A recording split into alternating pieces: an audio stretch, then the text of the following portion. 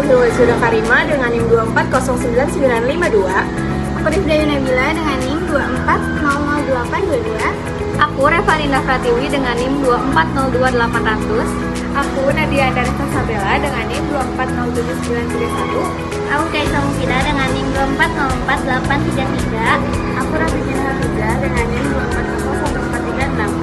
2401436. Aku Rahel Hortensia Sioning dengan NIM 2410388. Literasi kewargaan adalah kemampuan warga negara untuk memahami, menganalisis, dan berpartisipasi aktif secara kritis dalam kehidupan bermasyarakat, berbangsa, dan bernegara. Dengan literasi kewargaan, warga dapat menyeimbangkan paham etnonasionalisme yang terlalu menekankan identitas etnis dengan kosmopolitanisme yang lebih menekankan keterbukaan global. Melalui sikap kritis, adil, dan berlandaskan Pancasila, literasi kewargaan berperan mencegah perpecahan akibat etnosentrisme sekaligus menjaga agar keterbukaan global tetap sejalan dengan jati diri bangsa. Etnonasionalisme di sekolah menekankan cinta budaya lokal dan nasional. Contoh implementasinya bisa dengan yang pertama, pembelajaran sejarah dan budaya lokal. Guru bisa mengajak siswanya untuk meneliti atau mempresentasikan tentang sejarah ataupun asal-usul budayanya masing-masing. Selanjutnya ada contoh dan dampaknya. Yang pertama contohnya, ada seorang guru yang membagikan kelompok kepada siswanya, namun beberapa siswa menolak berkelompok dengan temannya karena berbeda etnis. Contohnya, anak-anak, sekarang kita bagi kelompok ya. Yang pertama, Hilwa dengan Revani dan Nadia dengan Rahel ya. Bu, gak mau, saya gak mau sekelompok sama dia. Saya mah gak mau sekelompok sama orang kampung. Saya mau yang ngangkut aja. Saya juga bu, gak mau sekelompok sama mereka.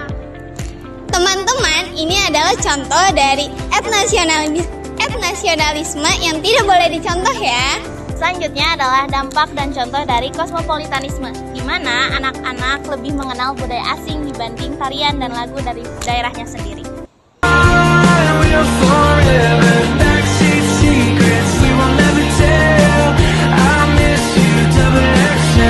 Dampaknya, budaya dan identitas bangsa menjadi dilupakan.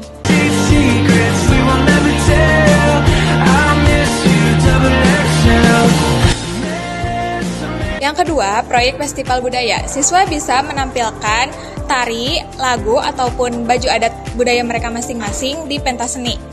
Yang ketiga, diskusi identitas nasional. Guru bisa mengajak siswanya untuk merefleksikan bagaimana budaya etnis mereka berkontribusi terhadap identitas Indonesia. Literasi kewargaan. Yang pertama, kemampuan berpikir kritis terhadap isu publik. Jadi, membekali warga untuk memilah informasi, melawan hoaks, dan memberi solusi atas masalah bersama. Yang kedua, mendorong partisipasi aktif dalam kehidupan demokratis. Misalnya, literasi kewargaan melatih individu untuk tidak apatis, melainkan aktif terlibat dalam musyawarah, pemilu, atau organisasi lainnya. Etnonasionalisme di sekolah menekankan cinta budaya lokal dan nasional. Contoh implementasinya bisa dengan yang pertama, pembelajaran sejarah dan budaya lokal. Guru bisa mengajak siswanya untuk meneliti atau mempresentasikan tentang sejarah ataupun asal-usul budayanya masing-masing. Yang kedua, proyek festival budaya. Siswa bisa menampilkan tari, lagu, ataupun baju adat budaya mereka masing-masing di pentas seni. Yang ketiga, diskusi identitas nasional.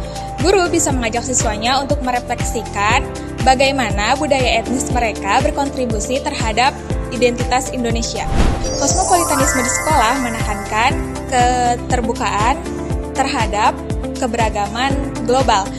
Cara mengimplementasikannya bisa dengan yang pertama, pembelajaran global citizenship, di mana guru bisa mengajak siswanya untuk membahas isu global, perubahan iklim, hak asasi manusia, maupun perdamaian dunia, sehingga mereka merasa bahwa mereka adalah bagian dari komunitas dunia.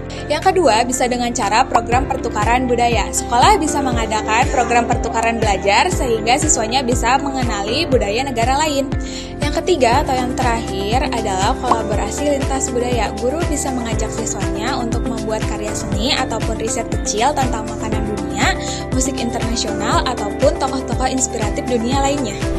Untuk mengatasi dampak etnonasionalisme dan kosmopolitanisme, diperlukan kebijakan literasi kewargaan, yaitu seperti Yang pertama itu ada pendidikan multikultural dalam kurikulum.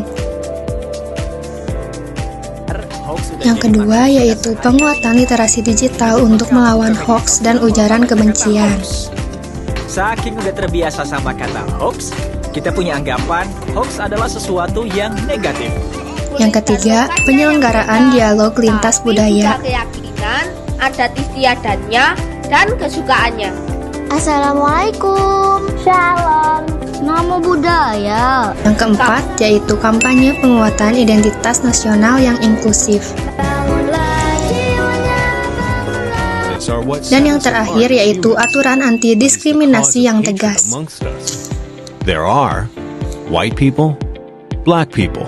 Penerapannya, kita menghadapi berbagai tantangan. Yang pertama, adanya fanatisme dan diskriminalisasi. Yang kedua, adanya dominan budaya asing dibanding budaya lokal. Yang ketiga, rendahnya kepedulian generasi muda terhadap isu yang ada di lingkungan. Yang terakhir, yaitu polasi di media sosial.